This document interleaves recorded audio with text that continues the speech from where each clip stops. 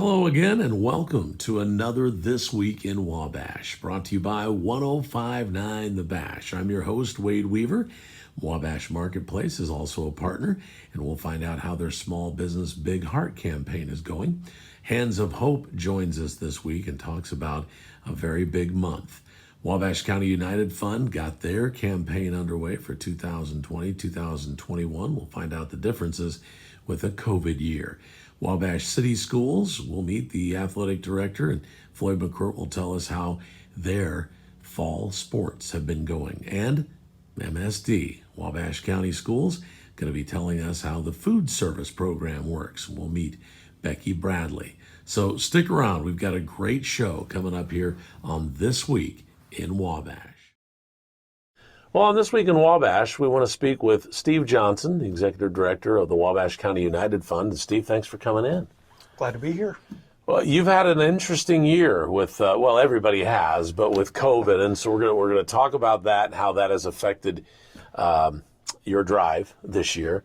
But just in a real quick synopsis for some folks that might not know what United Fund is, some people still ask me if it's United Way, and so just kind of give us a little update. Sure.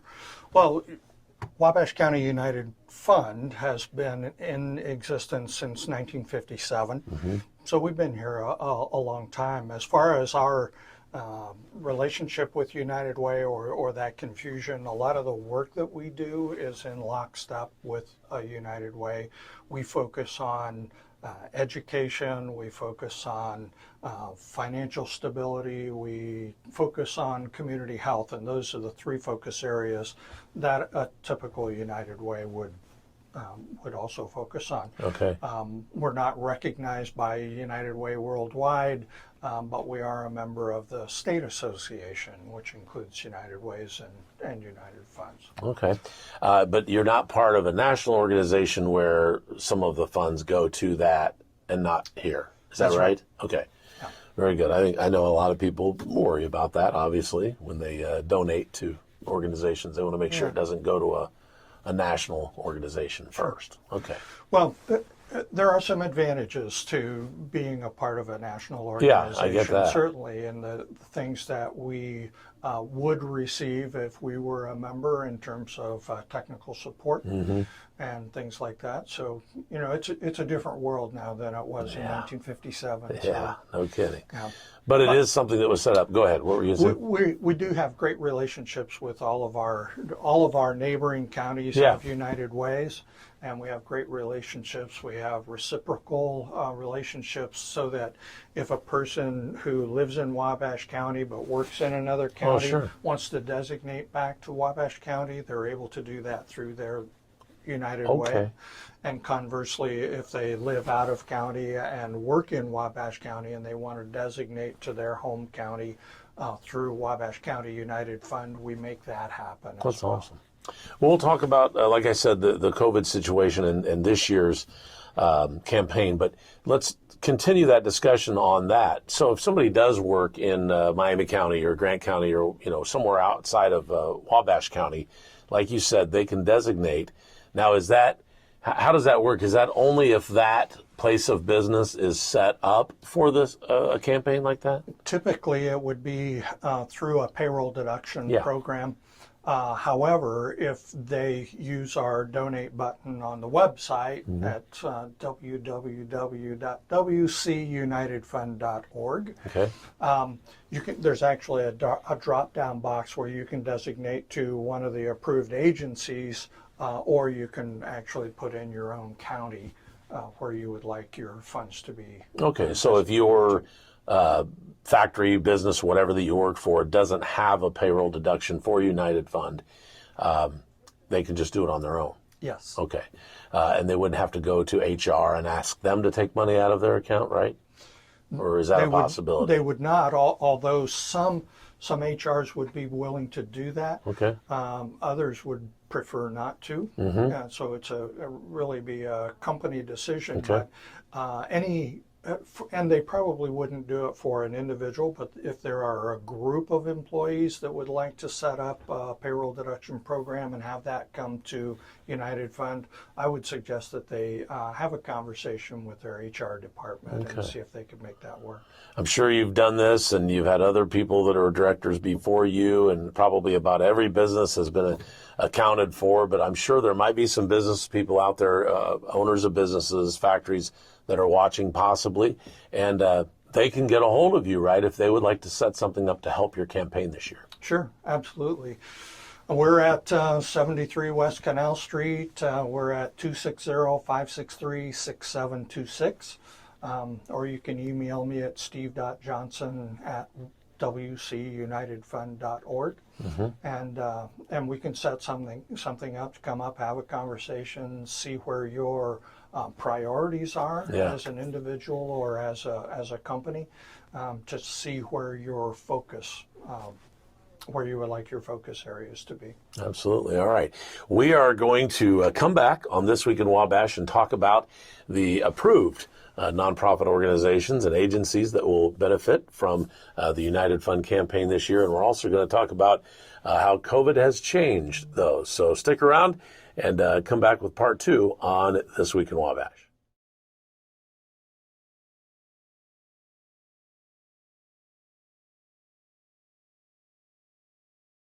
This week in Wabash, we're going to talk with the folks from Hands of Hope, a division of Family Services Society. Linda Wilk is with us. Linda, it's nice to have you. Great to be here. And you brought somebody along with you. I did. I have Heidi Vandermark. She's actually our advocate here in Wabash County. Okay, we've heard her on the radio, and we'll get to hear from her in just a little bit. Well, let's talk about October. It's a big month. It is. It's a very important month. October is set aside as Domestic Violence Awareness Month. And while it's something that people don't always want to talk about, it's so important that we do talk about it because domestic violence thrives in silence. And so the more we can get the word out that we are here, that we are a voice for them, that we don't want anyone to suffer. And that means we don't want anyone to be emotionally abused, verbally, financially, sexually, physically. I mean, there's just so many types when you talk about domestic violence. And it affects so many people. You know, people don't like to think that someone they love or know would ever be in that kind of situation. But yet the more they know about it, then the more they realize, you know, not only is a friend maybe in that situation, but I have been. Because they don't think about the emotional and the verbal. They think about the physical. And so until it gets to that physical hit, sometimes people are more likely to stay. We want them to be educated and know what the signs are, know that there's resources available to them, know where to go. So this month, our campaign is kind of Hope Starts With Me. So remembering that there's services available right here in Wabash County. Heidi is that person that they would be working with most likely, that we want them to reach out to us, that we're a phone call away, a local phone call away. So that's what's really we're trying to drive home. And we have hotline cards. So that's the other thing. When Hope Starts With Me, it doesn't mean that you have to be the answer for that person. It just means that you need to be available for that person so that when they're ready to reach out, you know where to turn to, you know, give them the information. So give them that hotline number, the 260-563-4407. Just give them that number. That's all you have to do. Make sure they know you're supportive of them, you're going to be there for them, and you're going to refer them to Heidi, who's a professional in our community.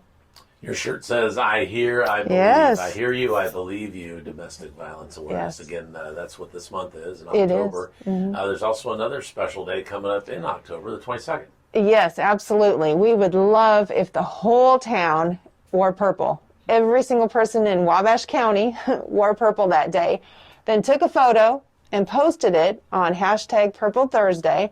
Because again, the more we can get that word out, and so, you know, that sends a strong message to victims that people care. You know, people care about this issue. They want to show their support, and that's a really easy way to show your support by wearing purple on October 22nd. Have you found, and I know it's kind of a controversial thing, but the Me Too movement in the last couple of years, have you found that to help at all in this situation? Or are people a little less scared to talk about things that are going on in their lives? You know, I don't know that locally it's made a huge impact. I haven't heard a lot locally.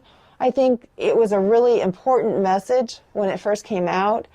I think it has sometimes polarized people because some of the people have come out so strong. I think what people need to take away from that is, again, the message that it can happen to anyone. And when it happens, we need to believe that person.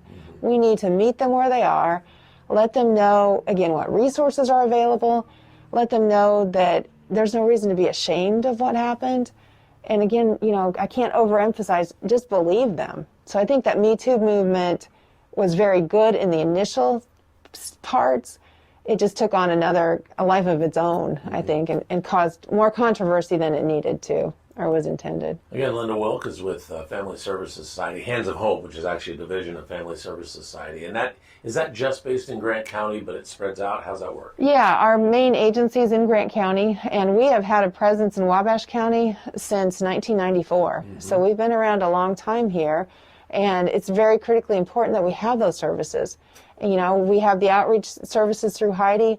We also have a safe shelter that is available to anyone in Wabash County. And that's, just a little ways away, secure, confidential location. But there's, again, there's many services we offer here. So I really want them to hear, call us, let us know how we can help you. I know a lot of your work is education and trying to get people to understand. How have you done with the court system right now? How's that going along? Well, I'm going to let Heidi talk about that because she works so closely with the courts. I'll just segue a little bit. We are still really focusing on education also. Megan Long does our TADA program, our Teens Against Dating Abuse, and does a fantastic job with the teens, is able to really connect with them. That's where we have to be. We have to be working with the teens, the younger kids, to help them understand what is an unhealthy relationship and how can they avoid getting into something that's going to be abusive later on. So as much as we focus on victims, we also try to equally focus on prevention and the work that we can do to educate. Again, it all goes around to educating. That was part one. We'll be back in just a little bit with Heidi Vandermark, and she'll talk more about the Wabash County area. On This Week in Wabash, the Wabash City Schools segment, we're going to talk to Floyd McQuirt, the athletic director. And Floyd, thanks for coming out today, man. Hey, thanks for having us. We appreciate you doing this. It feels like you and I were just together 2 weeks ago over there before. The field's down, everything looks great, and fall sports, some of it's already over. That's facts. And yeah, no, you're right. It doesn't seem like it was that long ago, and now we got this field here, and it's been beautiful. Our soccer team's been playing on it. Football's been on it. We've had PE classes out here every day. Nice. On it, enjoying it. And so it's been great for our school so far. So how have the athletic teams been doing? Pretty good. A couple of our teams have finished up their season already. Girls golf had a pretty good season, and a young lady named Annie Cole was able to move on and play in the regionals. Our boys tennis team played in sectionals last week, finished their season up. Boys soccer just finished their season up as well. Our girls soccer team was looking forward to playing this weekend, hopefully, in the sectionals. Same thing with football. They're moving along in their season pretty well. We've been pretty fortunate to be able to have fans here at the stadium for our venue. It's been great. We've had our senior night, which has worked out well for all of our teams. Along with that, we've had our boys and girls cross-country teams compete in conference last weekend. Our boys cross-country team won the TRC this year again. Our boys RRC, our middle school team, won the RRC championship, I believe, for the fourth time in a row. So our boys cross-country team's running strong. Our girls are running really well. Our middle school team got fourth. Our high school team's got a few girls short of a full team, but they're running hard, and they all ran PRs last week. They've done an excellent job this year.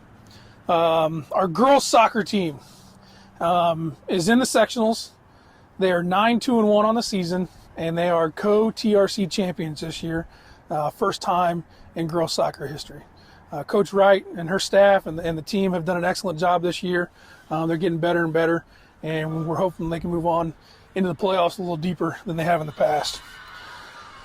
Our cross-country teams are both at IWU on Saturday for the IHSA sectionals. We're looking forward to that. We believe that we can get some kids out of there, and if not, possibly a whole team as well for our boys.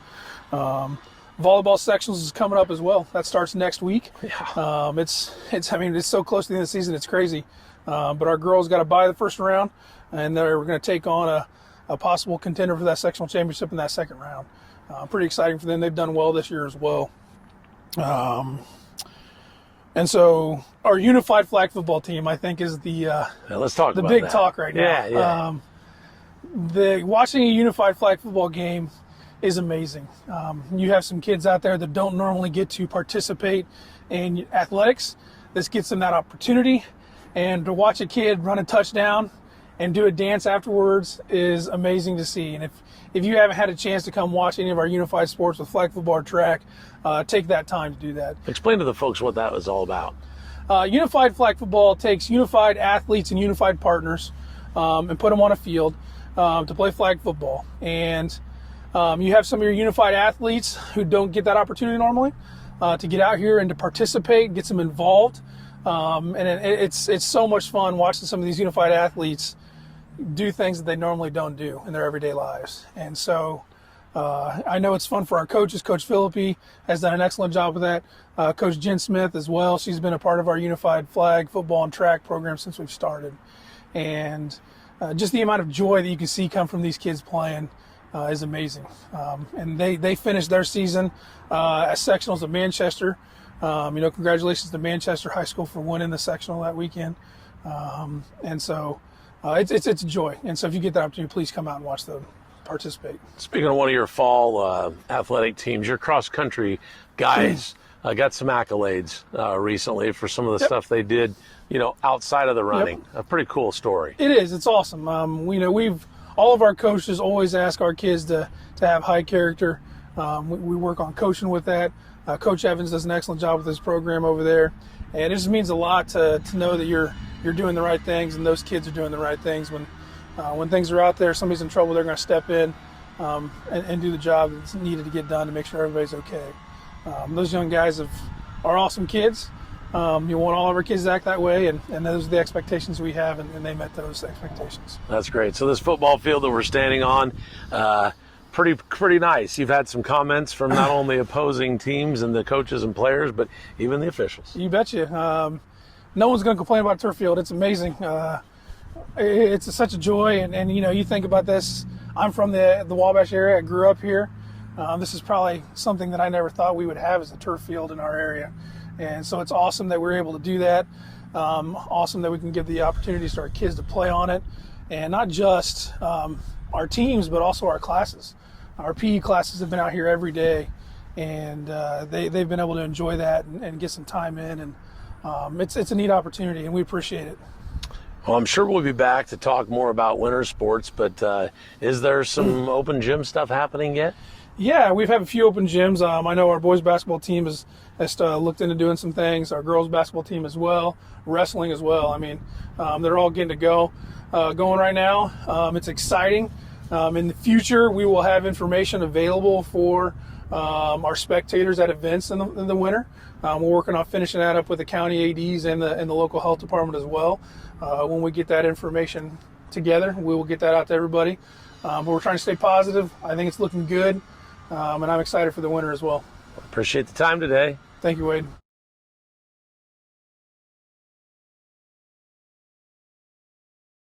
Hi, I'm Matt Haynes. I'm the owner of Filament Tattoo.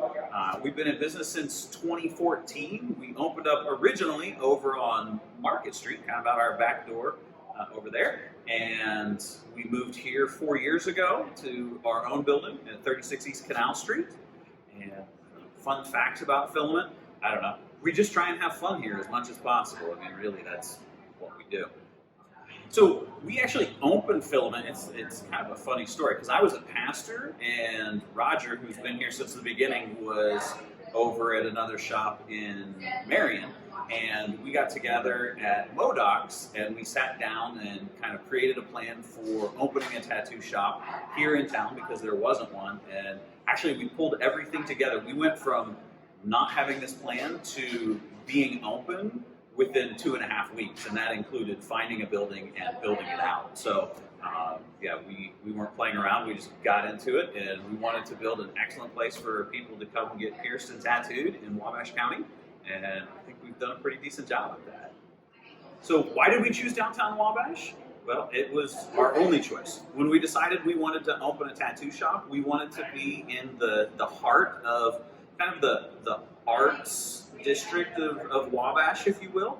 And so we chose downtown Wabash because it was really the only place we ever considered.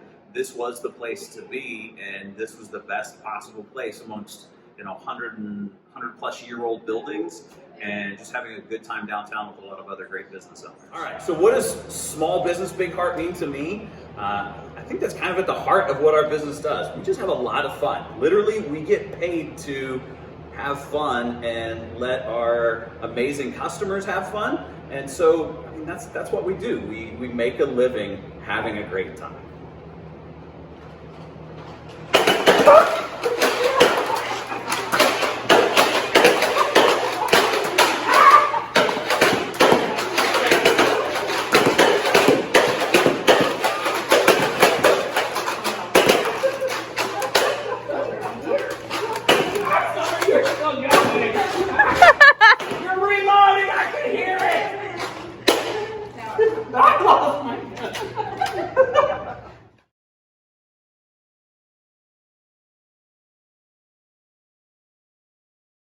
Welcome back to our conversation with Steve Johnson, the Executive Director of Wabash County United Fund in Wabash County, obviously. And Steve, let's talk about the agencies that have been approved for this year's campaign. A lot of the agencies that are approved for next year are the same ones that have been approved the last several years. Over the last 5 years or so, we've added one or two at a time. But typically there are the ones that are accustomed to going through the application process and being approved for funding. We do have some requirements of our agencies in order to become funded agencies, and that doesn't work for everybody. Yeah. It's not for every nonprofit. We do require that each agency be a 501c3 organization. Okay. They must have a volunteer board of directors that meets regularly, and so that provides the governance of that organization. So those are the main things that we do ask, and they are required to provide certain financial records for us. They have to do some reporting so that we're making sure that that organization is performing as to the expectations of the people who are donating to United Fund, and have the expectation that they will be using their funding appropriately. What do you look for when choosing these agencies? Well, we try to make sure that they are creating a high level of impact within the within the community. So a company or an organization who reports to us has to do certain tracking. So how many lives are they impacting? So if they're a food organization, how many foods? How many meals or how much food are they providing within the community? How many families, how many lives are they touching? Those are the kind of things that we look for in most cases. In some cases, though, they could be target groups that are not otherwise being reached by other organizations. Okay, gotcha. So let's talk about what COVID has done to this year's campaign. Usually we have a big golf outing. We have a lot of fun out there, and that's the kickoff to everything. And you've got a lot of great partners that always help out with that. Yeah. So what's changed? What are we going to do this year? Yeah, we usually have a great time at the golf outing. And what's unique about our golf outing is that we bring all of our agencies out, and they sit at one of the tee boxes with their sign and their giveaways, and it gives the golfers an opportunity to interact and ask questions, put faces with the names of the organization. So it's a good time for that. But we're not doing that this year. Obviously, it was a joint decision between Rotary and United Fund not to do that. So we'll miss that. Yeah. They are working on some details of an alternate program, if you will, to do some fundraising. It won't be to the extent of the golfing actually provided, Right. But we'll be talking about that within the next week or so. I got you. Get All that right. information to you. Well, yeah, we will definitely get that information on the radio. So other ways that you campaign. We the majority of our fundraising is through payroll deduction, Yeah. through corporate sponsors, corporate donations. Fortunately for us, we're hoping that because of the companies that are our strongest supporters, we're not as affected by COVID as some others. Yeah. Most of the ones that are doing the payroll deduction, the employee campaigns are still strong, stayed open throughout the pandemic, didn't lay people off. In fact, some were hiring all through that process. So we're hoping that we'll continue to have a strong campaign. You never know until the checks come in, Yeah. but Absolutely. but we're hoping that we'll have a small amount of impact, if you will. So The goal signs are up. You've got a couple of them in Wabash County. What is that goal this year? it's 250,000. Okay. Which Is that similar to the past It years? is identical. Okay. Not just similar, but Identical to the numbers, yeah. to the one we've used for the last several years. Okay.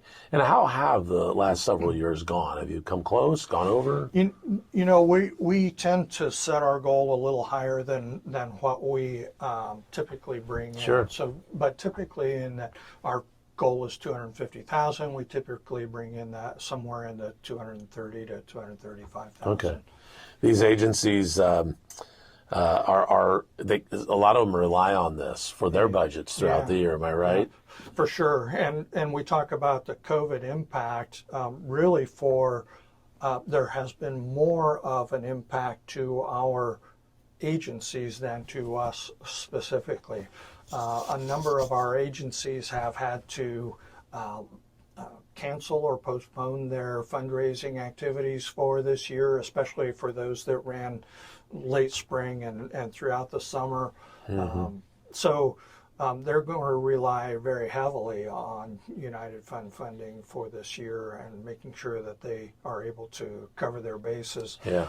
Fortunately, we were in a position to offer some additional grant money from some other sources to help offset some of the impacts of not being able to be out there doing fundraising. And so we're hoping that will kind of help tide them over and so forth. So. Yeah. So we're going to talk about a recent grant that was given to the Wabash County United Fund. We'll check in with Steve Johnson one more time on This Week in Wabash and kind of wrap up our conversation about the 2020-2021 Wabash County United Fund campaign. Well, this week at MSD of Wabash County, we are meeting with Becky Bradley, who is our food service director, and we are behind the scenes in the Southwood kitchen. So good morning, Becky. Hi. So today we want to just talk a little bit to you about what you do here and what you do for all of our schools. So tell us a little bit about yourself and how you got to the position of being a food service director. Oh, it was back in 1993. I was looking for a new job, which is more flexible with my kids' school hours and stuff. And I heard there was an opening at LaFountain Elementary, so I applied for the manager's position and got it. I worked there until they closed back, about 4 years ago. And then I transferred to Northfield High School and became the manager there because the lady there retired. And I worked there for several months. And then back in, it was about a year later, I transferred to Southwood High School and became manager here. Then back in 2016, Mr. Kiefaver approached me about becoming the food service director. And so I took that position. I've been doing it ever since. All right, well, thank you. So tell us a little bit about your staff. And when I say staff, we are here at Southwood, but you're over all of MSD of Wabash County. So tell us a little bit about your staff. Okay, I currently have 5 schools. I have 3 kitchen managers, which run the day-to-day operations of the kitchens. I have 24 other staff who are cooks, dishwashers, preps, whatever needs to be done.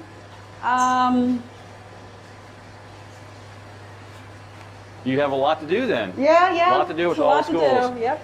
One thing that we just to let everybody know, we do have 6 schools. White's has their own program as far as food service, so you're over 5 different schools.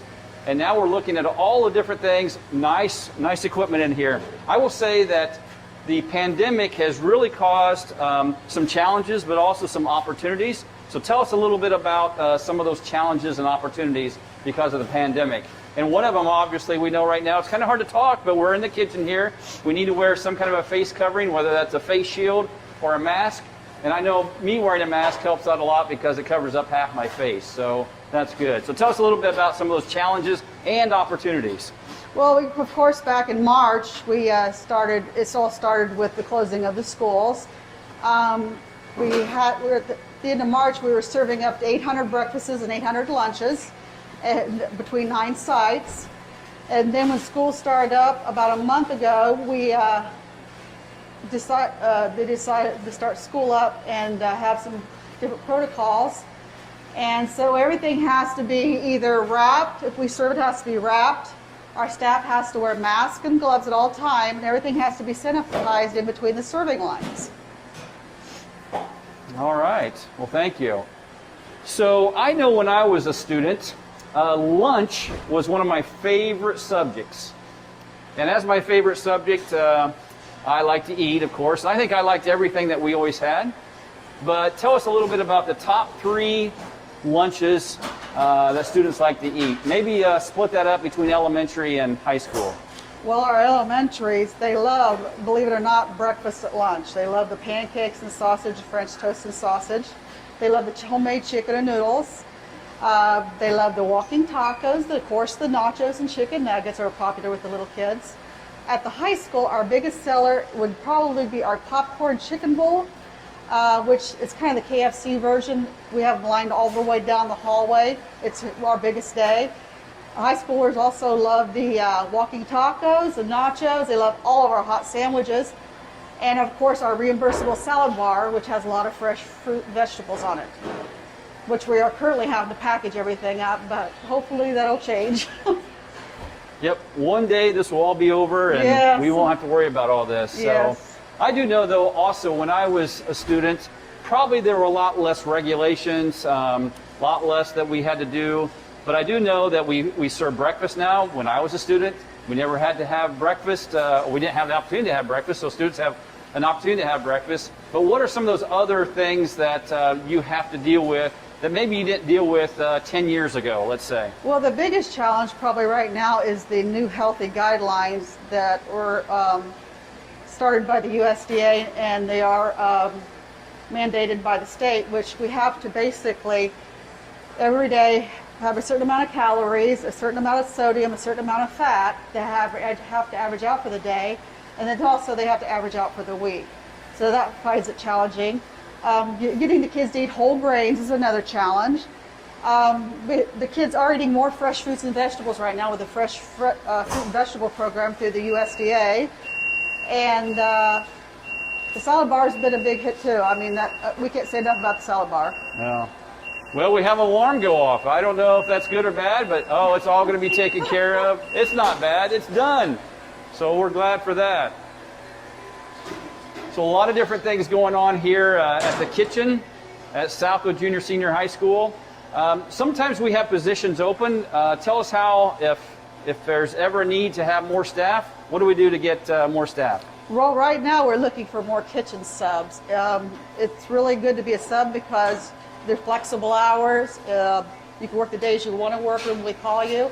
And also when we decide to hire, we hire from the sub list mainly to give those ladies a first chance. So if you're interested in subbing, you can apply at MSD or on the website. So we'd greatly like to see you if you're interested in working with a great group of ladies. One other thing I want to say, and I know that the USDA has offered all schools free lunches and breakfasts for everyone. How has that affected the work here in the kitchens? It's increased our workload quite a bit, but it's the ladies are meeting the challenge and we're getting the kids fed. We probably increased breakfast by 100 kids a day and probably lunch by 200 kids a day at the corporation. And it's good till December 31st, and hopefully in the spring we will get a grant where it'll be, continued in the spring. Yeah, so that's been a great thing that there's a lot of things that people talk about with our government and different things, but we just really appreciate the United States Department of Agriculture for allowing us to be able to do this, more kids to be fed, and also more that actually get the free lunches, because they're all free right now, breakfast and lunch. So again, just thank you, Becky, for the work here and for all the staff here. And we will be here next week with another person talking with MSD of Wabash County. And as always, dream big and work hard. All right, Heidi, we get to talk to you now a little bit more about that court. The question I had asked was just how well the court system works with your agency, and if we're finding that the court system is helping in this cause. Absolutely. Specifically, since the COVID-19, we've partnered so well with the clerk's office, is where the petitions for protection are actually given to a client to begin the process of petitioning for a protection order. If a client goes in and before they've even connected to us, the clerk's office is actually doing a referral to us. So if anybody goes into the courts and asks for information about petitioning for a protection order, right off the bat, the very first page on that packet references our free service to assist them. And then our relationship has been so wonderful in that used to be a client would have to sign documents and present it to the courts. Because of COVID now, we've been allowed to provide, with a release of information, the documents to the courts via the Insight program, which is the judicial system's entering of petitions for protection. I assist the client by doing it that way electronically, and then I'm able to send via email the signed document. That has created an amazing relationship between the clerks. There's two clerks specifically that I work with, and they've been my go-to for assistance as far as being a liaison between the client and the criminal justice system, who to speak with there at the courts in reference to questions the client may have. It's just been a really good thing, the relationship that we've had. That's good. Well, let's talk about the outreach here in Wabash County. And obviously, you're a main part of that. I hear your radio commercials, and if people are having an issue, what's the first thing they do? Well, they would call our phone number, 260-563-4407. I am in and out of the office on occasion with clients and, doing these types of outreach programs. The phone always forwards, if I'm not at the office, to a 24/7 helpline, which is at the Safe Shelter, the Flannery Keel Home in Grant County. So if I'm not there, it would go to that individual, and then that individual can contact me. Most of the time I'm available, though. I just want to, reiterate the fact that we do have a 24/7 service. So in calling, we typically make appointments to meet. Of course, if it's a crisis, I can go to the hospital or accompany a client to a sexual assault treatment center in Fort Wayne. Just whatever is best for the client. I mean, I can go to North Manchester and meet them at the library if that's what they want to do. So my goal is to always do what's best for the client, what works best for them. If they don't want to or they can't make it to Wabash, the city of Wabash, because we serve all of Wabash County, I make arrangements to either pick them up as long as it's safe or meet them someplace. Sometimes we may have to meet at the law enforcement building. So once we meet, we just kind of do an assessment, work on earning their trust so they know that they can talk to me and that it's totally a confidential, free service for them. Just find out what kind of services they're in need of, discuss what options are out there, offer to help get those connections made, go with them if need be, assist them with the application process for the resources. And, in a situation where safety is crucial, of course, then they have the option to go into the Safe Shelter in Grant County. So, yeah, it's just, and there are so many resources available to our clients as long as they're working with us through ICADV and the Criminal Justice Institute, there are many resources that people don't realize are available because we don't share that until we understand what the victim is in need of. So we just kind of go one step at a time, kind of meet them where they are, find out what kind of resources they need, encourage them if they're not ready to move forward, that we're still there for them. Yeah. And whatever that looks like. Yeah. Even if they stay with their abuser, we want them to know we're here for them. We can do referrals to free counseling therapy sessions, as well as virtual support groups. That's what we're doing right now. And fortunately, most of them are very interested in that process. They feel like there's been enough trauma in their lives and they're ready to move forward. But I always tell them, if you're not ready now or ever, that's up to you. I just want you to know it's an option for you. Kind of mentioned something that obviously with the virtual stuff and with COVID, obviously you're going to get into some stats, I hope, so we can find out how things have been going. But during COVID time, did that add to the problem, or how has COVID gone as far as stats go, as far as domestic violence? Okay. Because you hear a lot of things nationally that people stuck in their homes. That's why it's so important to do the awareness, because a lot of victims of domestic violence are in a confined situation, and the only time they get out of the house is to go to the grocery store. And so it's important to have as much awareness out there for them to know how to reach out for assistance. The stats I'm going to reference what our stats were in 2019 as compared to what we're dealing with right now. In 2019, a lot of the information I have here is a reference to what law enforcement has provided with us, in comparison to how many clients we've served in 2019. So Wabash County combined, law enforcement responded to, apparently, I've got to check my notes, I apologize, to 275 domestic battery calls in 2019 and 12 sexual assault calls. Now, Hands of Hope served 78 unduplicated clients in 2019. That's a big difference in numbers. A lot of our referrals come from law enforcement. They carry drop pins with them or just our information to contact us. A lot of their calls are duplicated calls. So they're going to the same residence over and over and over again. I'm exaggerating. It's probably more than once or twice, basically. And of course, a lot of the problem with this, with the abuse and domestic violence, is communicating to the victim that there are resources out there to them. So 2019, we assisted 78 clients. So far this year, we've assisted 65. So things have dropped somewhat. On average, I'm meeting with anywhere from 7 to 9 new clients a month. And some of them I have case management with and continue contact with for up to 6 months or more. Others, we do the protection order, find out what are the resources they're in need of, and that's kind of where we end the relationship. So it just varies with each individual. All right. And again, they can get a hold of you how? By calling 260-563-4407.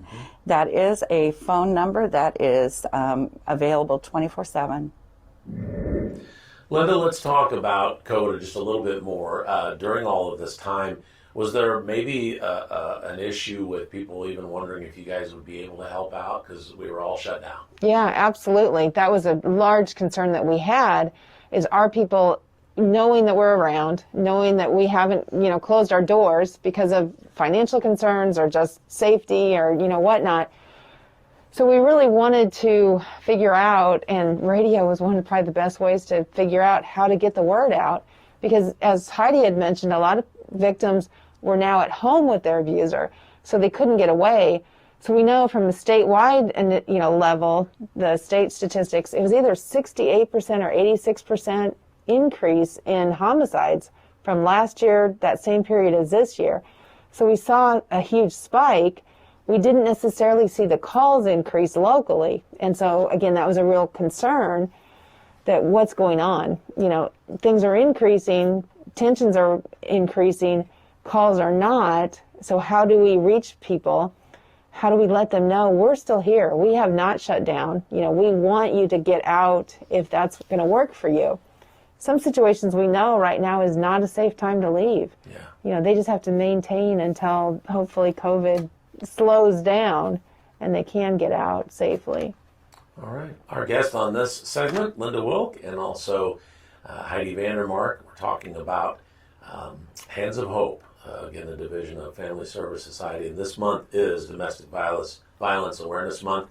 And again, tell us what's going on October 22nd. Yeah, please wear your purple on October 22nd. Wear it proudly, take those selfies, post it on hashtag Purple Thursday, and let us show the community and show the victims that you support domestic violence stopping and ending in this community. And we'd love for you to share this video when it comes out and you're watching this. It doesn't matter what time of day you're watching it. It'll be on Facebook, 1059thebash.com.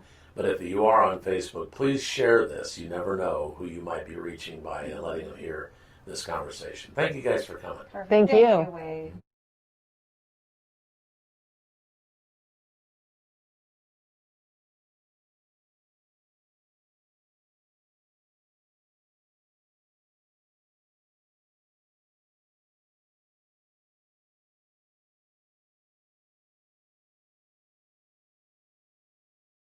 Hi, my name's Dan. This is Chapman's Tap Room in Wabash. Downtown, right on Miami Street, one of the best locations in town. We've been here close to 4 years. We'll be coming up 4 years on St. Patty's Day. A good day, obviously, to celebrate anything to do with beer. We started out originally in Angola as a cider company. So we're kind of a regional place. We have 5 tap rooms. One is at the location up there in Angola. And as a cider company, it didn't really take, so it didn't really happen. So we went a full year of producing what everybody thought was really high quality cider, only to come to discover that we were better at making beer. So we started producing beer, and this was the first Chapman's after or outside of the Angola location. And it's just been a natural fit with this town. It's been perfect. We've had such great community response, especially like tonight's First Friday. We're gonna have a great night, I hope anyway. And the outreach of people taking to craft beer in a small community has been a real pleasure to see, because it's difficult. You know, when you have a pint that goes for $5 and it's craft as opposed to something else, it takes a while for a community to get used to it and understand it. But I think that this town is so sophisticated, so smart about what they've grown to love and what we provide, and it's just been a great process. Cheers. So why downtown Wabash? Wabash is a cool, old community. Been around a long time. This building in itself was an old livery stable way back in the day. And we just set up a little historic corner over here where we talk about what the building was, about the old original brewery in town, which no longer exists, unfortunately. So Wabash has really been devoid of having a brewery in town since Prohibition. So it's been, 75 years since there's been an actual brewery in this community. The building itself is super historic. Once was housed to all the livery stables downtown that pulled all the trolleys around, and then there was an addition built, I think in 1934, that became the space it is now. Small business in any town relies on community support, especially given this incredibly difficult time that we're going through. That community support comes from a customer being willing to come outside and come through the door and help us stay alive as we try to provide something for you as well. And our product is our beer and our atmosphere, and your loyalty to that is what's keeping Chapman's alive and what keeps every small business alive. It could be us, it could be Billisville around the corner. It could be any place, any small business that relies on its community is its strength. And I think Wabash is very strong in its support of people and its dedication to wanting to keep the downtown alive.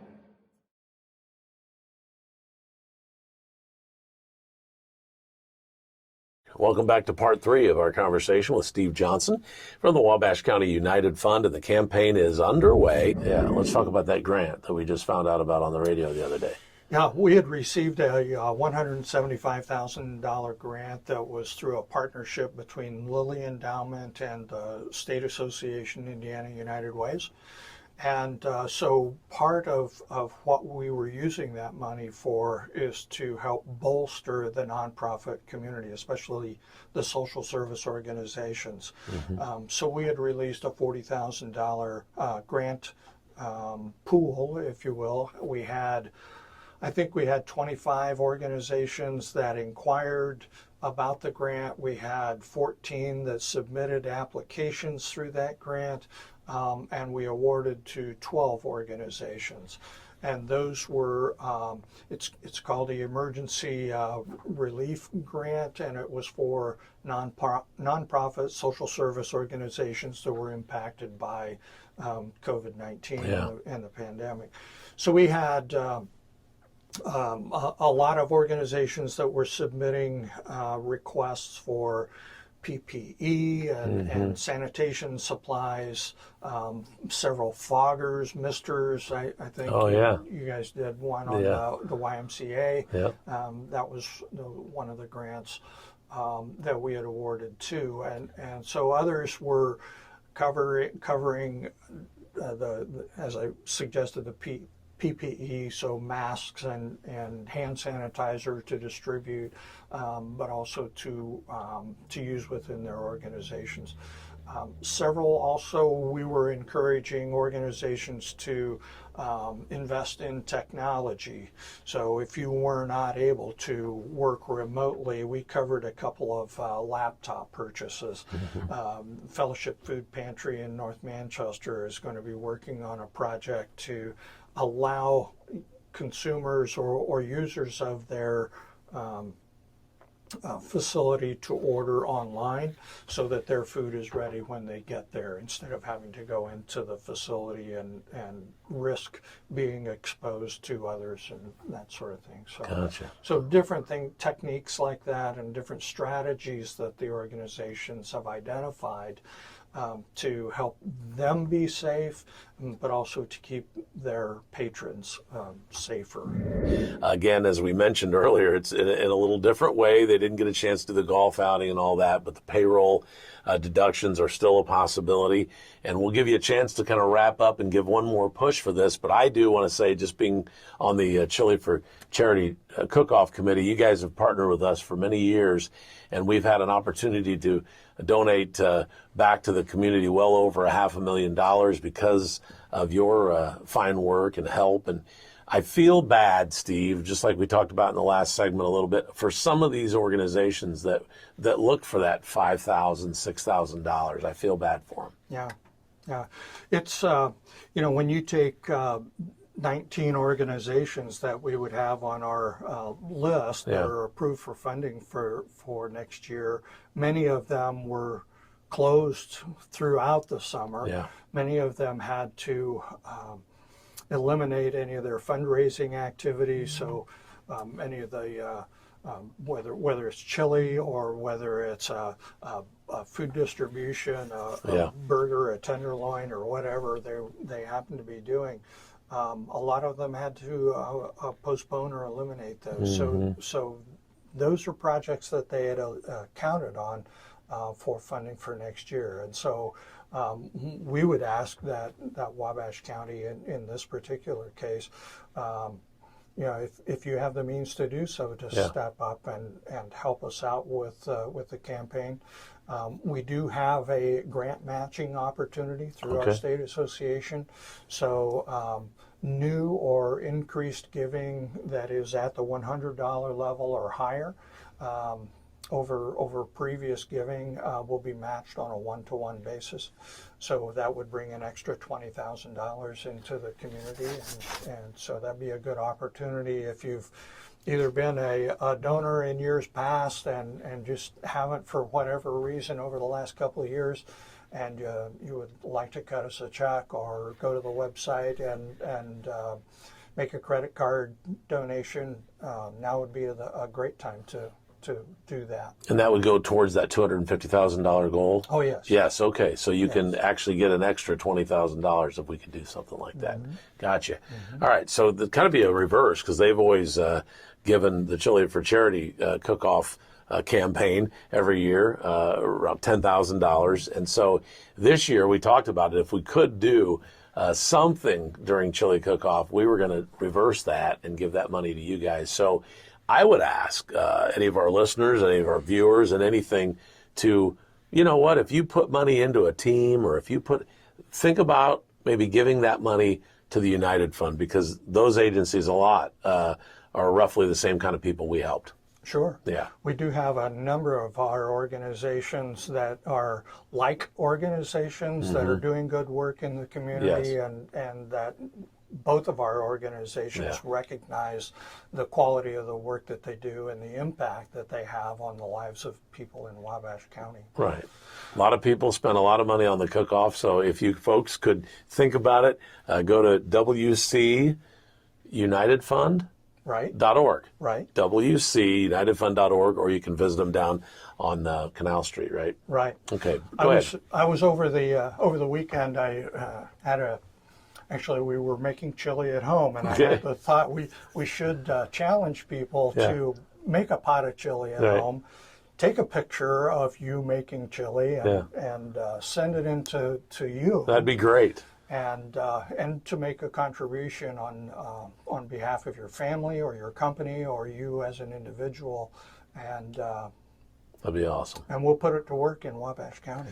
That'd be awesome. So if we had several individuals, maybe they just wanted to donate $20 or whatever, if we put it together as do I have to be a 501c3 organization to get that match to help you with that? No. So if the radio station, not the cook-off committee, but the radio station were to cut a check based on all of our people, that would help. Yes, absolutely. I want to put something together because I think it'd be fun. I mean, the cook-off, I made some chili too, and I thought, well, we're going to miss that next weekend. You know, that would be coming up next weekend. Yep.